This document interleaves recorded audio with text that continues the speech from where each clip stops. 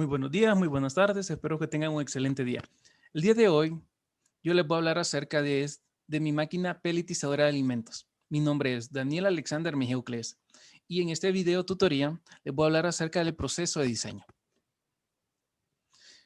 Comenzamos con qué inspiró el diseño. Bueno, lo que me inspiró en el diseño fue que tengo bastantes familiares y contactos que viven en pueblos lejanos, todos tienen ganado, vacas, cerdos, perros, hasta tienen ovejas y ellos siempre toman bastante tiempo de tomar su carro, llevarlo al pueblo más cercano o aldea e ir a comprar el producto del concentrado animal para cada uno de ellos.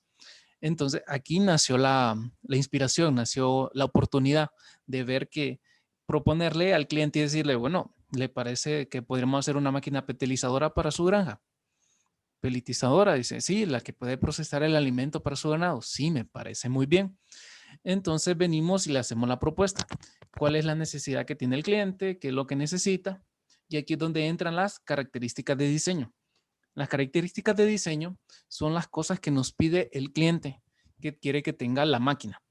Como por ejemplo, viene el cliente y nos dice que quiere una máquina que no sea muy grande, económica, en el sentido de la luz, que no gaste mucha energía. Ok, tiene que gastar poca energía. Resistente al calor y a la humedad, porque donde él vive hay bastantes cambios climáticos y las cosas que no están bien protegidas se oxidan rápido. ¿Qué dificultades en la elaboración del proceso del diseño?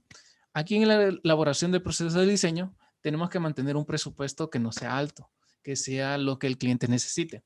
Entonces tenemos que hacerle varias propuestas y que cumplan las necesidades de diseño. Aquí es donde nosotros nos tenemos que poner de acuerdo con el cliente diciendo, bueno, y es el cliente que quiere una máquina pequeña, pero quiere que le produzca 5,000 pellets al día, es muy difícil. La producción tiene que conllevar al tamaño de la máquina, porque si no sería casi imposible hacer una máquina pequeña y pudiera cumplir todas las necesidades que el cliente necesita. Entonces, venimos nosotros y nos ponemos de acuerdo con el cliente. Bueno, yo lo voy a hacer de tantas dimensiones, ¿tiene un lugar donde ponerlos? Sí, me dice. Este espacio está bien. Y entonces uno viene y dice, tiene que concordarme las medidas con las necesidades del cliente. No podemos hacer algo muy grande o muy pequeño y que no cumple las necesidades del cliente. Otra cosa que lleva bastante cuidado es en la elaboración de la máquina, que sale mejor tener la máquina, hacerla aquí y mandarla ya hecha. Porque si uno lleva las componentes parte por parte, se podrían perder en el camino, se podrían oxidar, un sinfín de cosas. Sale mejor llevar la máquina ya preparada, hecha, para que el cliente solo se la vayamos a explicar, la use y quede totalmente complacido. Otra de las cosas que son un poquito trabajosas son en los cálculos. Los cálculos de rodamiento, motor para una máquina fertilizadora. Como nosotros lo tomamos desde cero, eh, tenemos que empezar a diseñar qué tipo de material vamos a usar, qué tipo de motor, el sistema eléctrico que debe tener ese motor para que cumpla todas las necesidades, cuánto tiempo va a trabajar la máquina en el proceso. Seguimos. Aquí ahorita en las simulaciones, nosotros tenemos un análisis por elementos finitos. Y en estos elementos finitos tomamos en cuenta el calor que genera dentro de la máquina, que se decidió hacer unas simulaciones en unas piezas que son claves, la matriz de pelletizado y los rodillos de aglutamiento, en los cuales están en contacto directo con la materia prima, todo el componente que nosotros utilizamos, y reacciona al calor y se generan los pellets.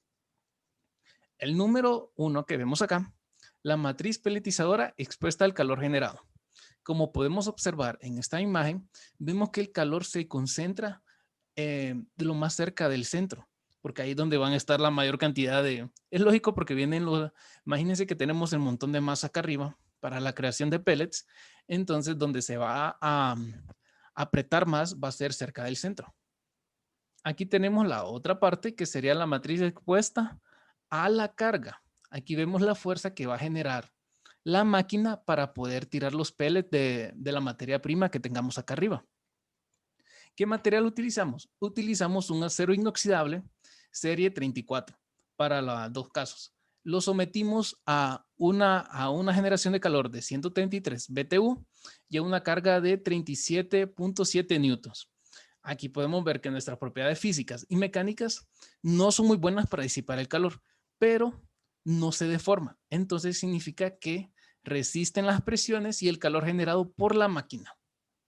Aquí podemos ver que también la otra utilizamos una serie de acero 34, el cual presentó una buena resistencia a la fuerza de 137.7 newtons metro y aguantó el desgaste y la deformación. Entonces aquí podemos concluir que nos cumplieron las simulaciones de nuestras piezas. Aquí tenemos otras piezas que le hicimos las simulaciones. La que tenemos aquí es la del calor. La que vemos cómo está el calor se va a mantener en el centro de nuestro rodillo. Podemos ver que disipa muy bien el calor y solo se mantener en el de centro. Y aquí tenemos la otra imagen donde vemos la distribución de cargas. La distribución de carga cuando se vayan a generar los pellets en ese rodillo está también muy bien. Podemos ver que utilizamos un acero inoxidable CR34. Lo sometimos a un calor de 133 BTU y como podemos ver, claramente su comportamiento de calor está excelente. No hay ningún problema. Va a resistir la deformación con el calor generado. Hacemos lo mismo con lo de la fuerza y la fuerza también la va a resistir. Ya en esta parte, en la fabricación del prototipo, en mi caso, yo me fui porque se hiciera en una impresión en 3D. Para poder hacerla en una impresión en 3D, tuvimos que acomodar un poco las dimensiones y comenzamos con la parte más alta, más grande, que es la tolva. Aquí podemos ver que para poder hacer la tolva de mi diseño se tardaron casi 6 horas, 5 horas, 52 minutos y el precio es el precio más elevado. Que está aquí, estamos aquí. Entonces, vemos con lo mismo con la siguiente. Y vemos que tenemos una cámara de englutamiento que también va a durar 1 hora. En las impresiones 3D, lo que tarda bastante son los detalles. Entonces, en el caso de mi máquina que utilizamos 13 piezas, los detalles de los rodamientos fueron los que más van a tardar en poder hacerse. Aquí tenemos una representación de mi motor de 5 caballos de fuerza, en la cual, según mis cálculos que pudimos realizar, es el motor necesario para poder que la máquina operara. Si utilizamos un motor más grande, podría romper los ejes, y si utilizamos un motor más pequeño, gastaría más energía y podría arruinar la máquina después de un uso corto.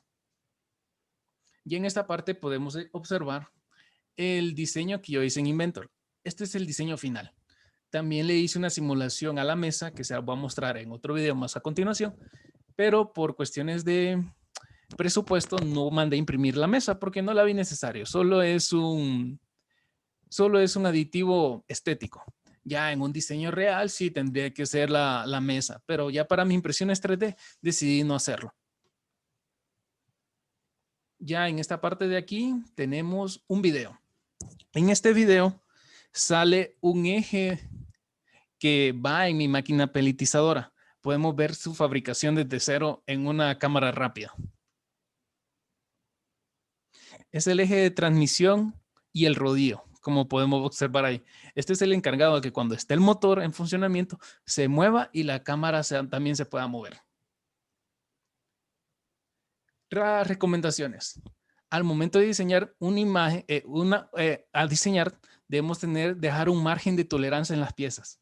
¿Qué queremos decir con eso? Bueno, en los puntos donde estén los tornillos o tengamos un eje en movimiento, tenemos que dejar un pequeño espacio porque eso se va a estar moviendo. Si los dejamos totalmente exactos, no se va a poder mover. Y como son impresiones en 3D, va a costar que se mueva, entonces uno va a tener que agarrar una lija y comenzar a pulir y darle un pequeño desgaste. La segunda recomendación, tener varias opciones en el diseño por las complicaciones que puedan surgir. En esta etapa tenemos que tener idea de cómo podríamos modificar nuestro diseño, cómo lo podríamos mejorar, porque a veces al cliente se le puede ocurrir que quiera cambiar las cosas o que quiera cambiarle o ponerle más cosas. Entonces aquí tenemos que tener varias ideas para hacerle la propuesta a nuestro cliente. Y en las simulaciones tenemos que probar diferentes tipos de material, porque los materiales son los que definen el precio de nuestras piezas para la máquina y tiene que adecuarse al presupuesto de nuestro cliente. Ya aquí, gracias por su atención y este sería el producto final. Ya cuando esté ensamblado y el movimiento va a quedar excelente. Muchas gracias.